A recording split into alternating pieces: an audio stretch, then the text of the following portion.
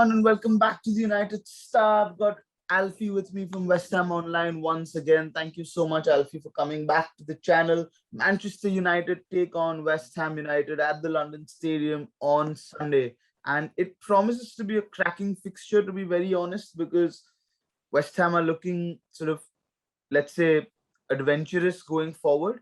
Alfie, what's the feeling going into this game? Yeah, first of all, thank you for having me back on the channel after last time we played and I was on the channel. I can't remember what the score was last time we played, but I know we lost. Yeah, but anyway, it's great to be back. I think it was the 1-0 FA Cup, I remembered now, McTominay. But yeah, West Ham are doing well. A little bit of a blip lately in the Premier League, back-to-back draws against Palace and Southampton, and with the direction we're going in, like the last year and a half or so, you'd expect us to win those games, but obviously we can't win every game. We've even seen with United that they drew to Southampton earlier in the season as well. So it's not easy, but yeah, it's a bit disappointing to not win either of those games. Apart from that, we've won both the other Premier League games against Leicester. And we won on opening day against Newcastle, which was good. And obviously we won in Europe against Dinamo Zagreb. So overall, it's been a pretty decent start to the season. I think we're now about 5 months unbeaten, 4 or 5 months unbeaten in football. So yeah, that's good. Yeah, and I mean that it's United has been unbeaten from home for like the longest period of time, and West Ham I think on a 15 sort of game unbeaten run at the moment. So I think come Sunday, it could be that one of the streaks is sort of broken, and then again it very well could be a draw, and well we have nothing to talk about then.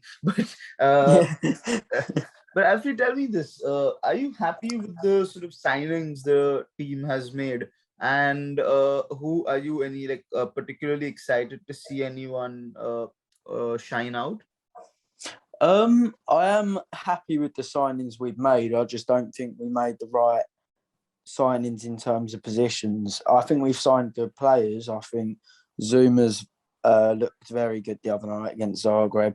I've always been a bit wary of him because I think that his marking is poor.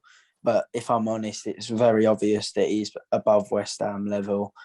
Vlasic looks a tidy buy, maybe a bit expensive at 28 million, but hopefully he can prove the price tag.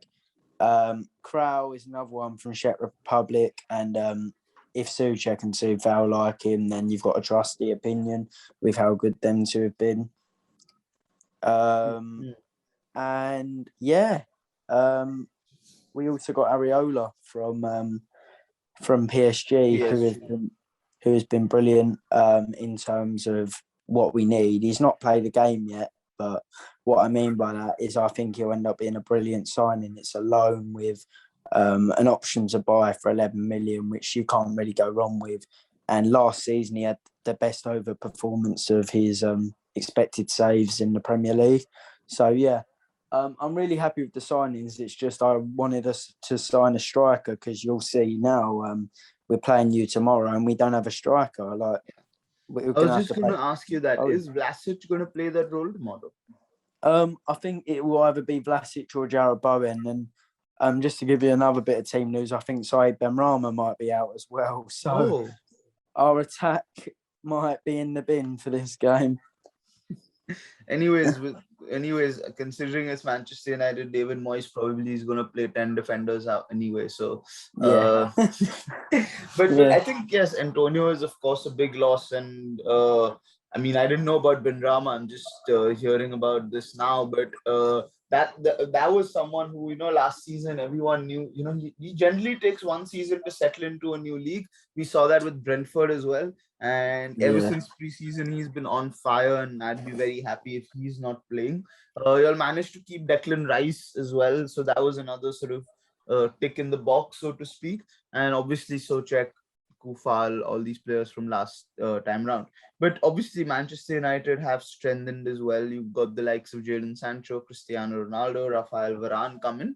Like you said, there was a blip against the young boys team from Switzerland on the sort of Champions League night. But other than that, I think United are looking sort of. I think the team on paper. I mean, Alfie, what do you think of that? I mean, as an opposition fan, when you see the likes of Ronaldo, Maguire, Varane, Shaw, Sancho, Bruno Fernandes, Christian, I mean, David De Gea, these people line up. How does that make you feel? Yeah, you've got brilliant players.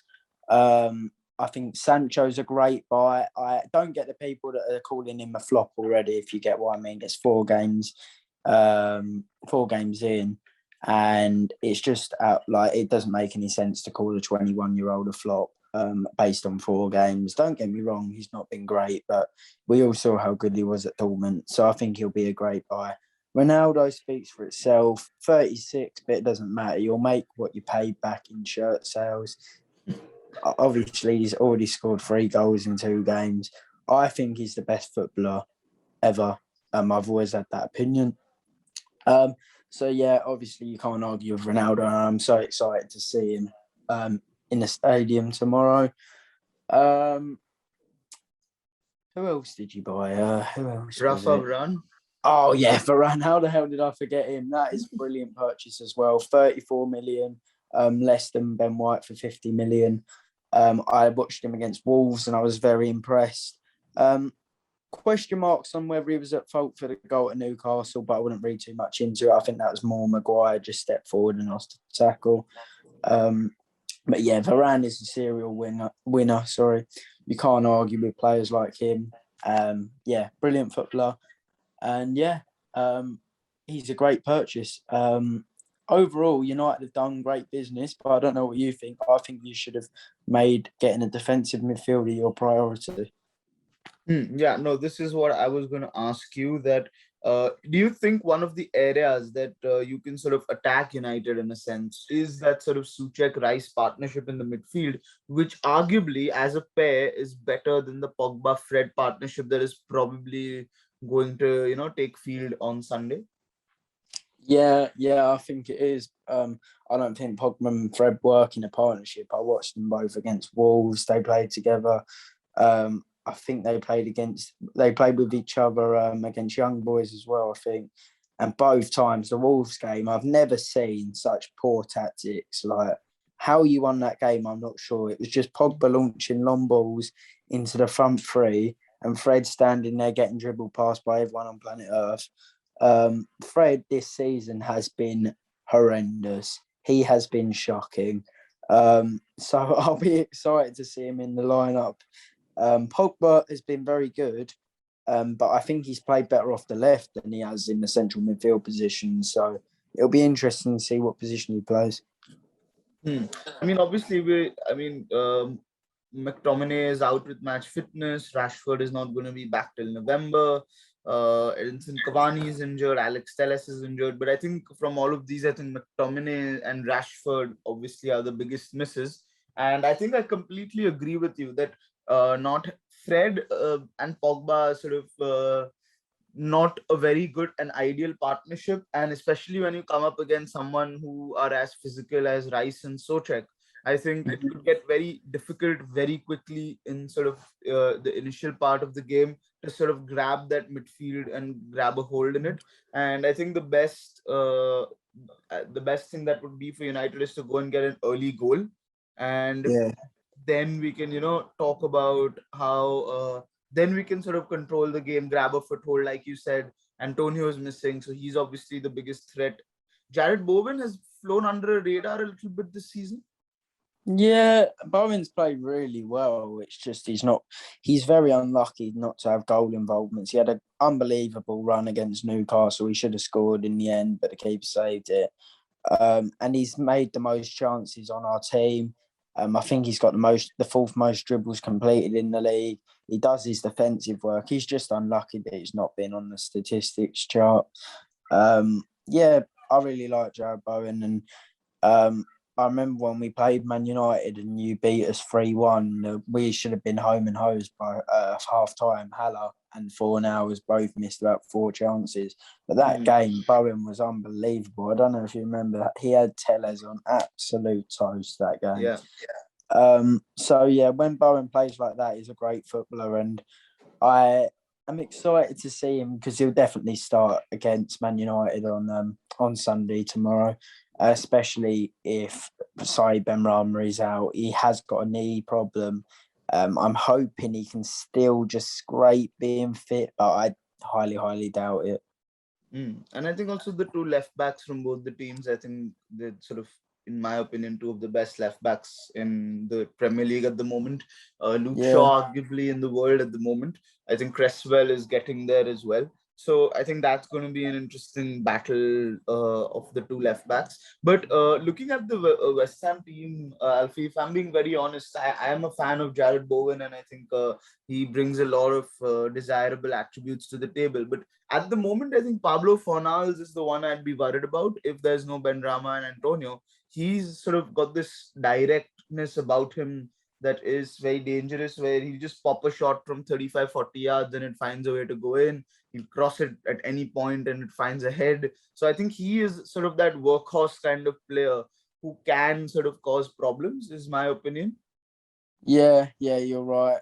He is a real workhorse, and his first couple seasons, well, more his first season at West Ham. Last season he was quite good actually, but in his first season under Manuel Pellegrini, he was terrible. He looked rubbish. I People were calling for him to go on loan to the Championship. Was crazy for a player who was one of the best players in the under 23 Euros and had already played for Spain at age 20. So that was crazy to hear and see. He was playing terrible, and honestly, I watched him and I couldn't think what he was good at apart from running around and trying hard, which isn't good enough. But he's really improved his end product. He's getting a lot of goals and assists now, and he's always been a workhorse, but off on the ball now, he creates a lot.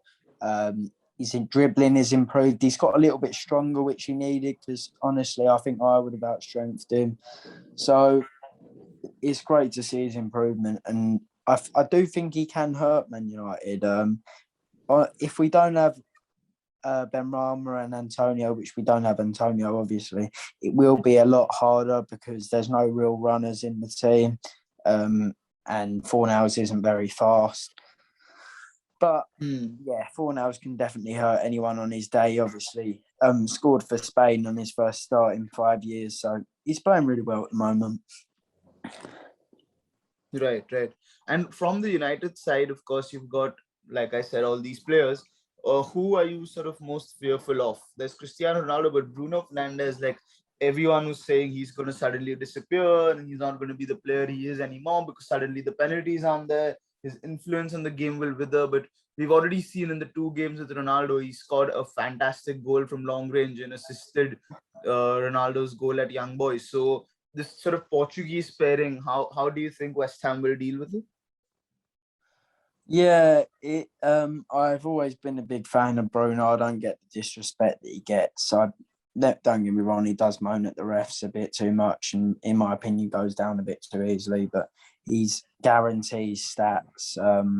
He's not aesthetically the most pleasing of players at times. Don't get me wrong. Going back to the Wolves game, just launching long balls after long ball, which I think is a little bit to do with Solskjaer, which we can touch on later. But yeah, I think probably the players I fear the most are Ronaldo, Bruno Fernandes, and Jadon Sancho, because I don't think you can just forget about Sancho just because he started the season poorly. I think that'd be really unfair to do. He's a very good footballer, and I've watched him a lot in Germany because I'd say Dortmund is one of my favourite teams, and he was so impressive every time I've seen him. Yeah, great player. And then three of the players I fear the most. In terms of defensively, I think Harry Maguire's shown a lot of improvement over the last probably 8 months, I'd say 8 to 9 months. He was quite poor at a point for United, and people were calling for his head, but I still don't think he's an £80 million footballer, but the way he drives forward with the ball into the left-hand side pockets is really impressive, and I think he's really improved for Man United, and he was so good for England as well. So, yeah, Harry Maguire, I'm a big fan of, and then obviously you got Bruno, Ronaldo, and Jadon Sancho in the front four, Right. who are so impressive. Absolutely. And obviously Mason Greenwood, who's had the best start, I think for a long time. A teenager has, I mean, not a teenager, but a 21-year-old has had two for the Premier League. So Alfie, what are your predictions going into this game? What are you expecting will happen, and what do you want to happen? I'd like the crowd to get behind the players and try and get an early lead, and then I think we can try and hold on. But I just don't think that will happen. I think you'll beat us 2-0. I don't see us scoring with the attack that we're going to have. And United have improved defensively.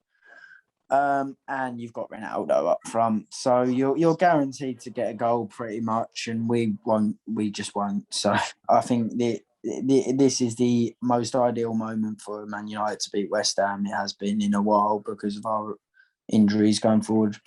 So yeah, I'm going to go with a 2-0 Man United win. Right, absolutely. And I personally think that it would be a 2-0 as well. I think Ronaldo will get another goal. Bruno Fernandes might get another goal as well. It could be him or Greenwood. While I'd love for it to be Sancho, I don't really think it will be. But yeah, I agree with you. I think a 2-0 and should be a comfortable game. I say this only because Antonio is out, and now I've learned that Benrahma also is not 100%. So I think it should be a comfortable game. But then again, you never know with Manchester United, as we saw in the Europa League, and West Ham, of course, in the Champions League. I'm already saying Europa League. And West Ham, of course, have done well in the Europa League, coming off a good win against Dinamo. So thank you so much, Alfie, for joining us. Guys, do check out West Ham online. The links are in the description below, and do give them a follow and a subscribe as well. And we will see you with the review of the game and some exclusive footage as well from the stadium of Cristiano Ronaldo, of Manchester United, and all of that. So stay tuned, and thank you for watching. Bye-bye.